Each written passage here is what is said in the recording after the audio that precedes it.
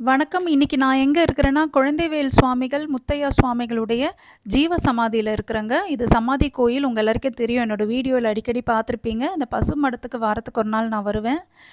இது இந்த பசுக்கள பார்க்காம என்னால இருக்க முடியாது. இந்த வீடியோ போடுறதுக்கான காரணம் எனக்கு பப்ளிசிட்டி வேணும் அப்படிலாம் கிடையாதுங்க.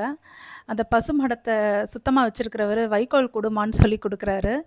இந்த வீடியோஸ பார்த்துட்டு நெறைய பேர் இந்த மாதிரி கோயில்ல இருக்கிற பசுமடங்களுக்கு உதவி செய்யலாம். இந்த பசுக்களுக்கு என்ன வேணுமோ வாங்கி தரலாம். ஆனா சாயந்திரம் வேளையில அகத்திக்கீரைய குடுக்குறத அவாய்ட் பண்ணிக்கோங்க. அது அதுங்களுக்கு வயிறு அப்செட் ஆயிடும்னு சொல்றாங்க. இப்போதைக்கு நம்ப ஊர்ல தல தூக்குன ஒரு பிரச்சனை என்னதுன்னா, டிப்ரஷன்ங்க. எங்க பார்த்தாலும் டிப்ரஷன். நான் டிப்ரஷன்ல இருக்கிறேன். மனநோய், மனக்கசப்பு, மனவேதனை. எதனாலங்க உங்களுக்கு மனவேதனை? அப்படின்னு கேட்டா, அவங்க சொல்றாங்க, இல்லங்க லவ் ஃபெயிலியர். ஹஸ்பண்ட் விட்டுட்டு போயிட்டாரு. ஃப்ரெண்ட்ஷிப்ல துரோகம் பண்ணிட்டு போயிட்டாங்க. இவ்வளோ வருஷம் ஃப்ரெண்ட்ஷிப்புங்க. நம்மள பத்தி தப்பா பேசிட்டாங்க. அதே மாதிரி பிள்ளைங்க சரியில்லங்க. 2 பசங்களும் காப்பாத்தோணும். கடைசி காலத்தில ரொம்ப நம்பி என்னோடலாம் சொத்தெல்லாம் வித்து, நான் எவ்வளோ கஷ்டப்பட்டு அதுங்கள படிக்க வச்சேன். கடைசியா என்னை விட்டுட்டு போயிட்டானுங்க ஆசிரமத்தில.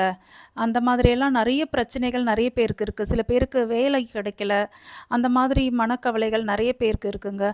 எல்லா கவலையும் நம்ம போட்டு குழப்பிக்கிட்டே இருந்தா நமக்கு ஒரு சொல்யூஷனே எப்பவுமே வராதுங்க.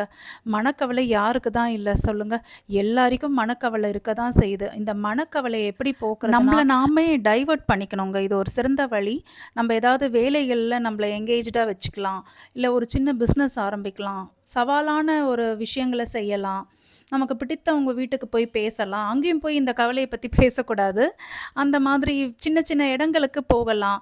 நமக்கு என்னெல்லாம் தோணுதோ சாப்பிடலாங்க. ஒரு ஐஸ்கிரீம் சாப்பிடுறது கூட நம்ம டிப்ரஷன்லேருந்து அந்த நேரத்துக்கு வெளியே வரதுக்கான ஒரு சிறந்த வழிங்க.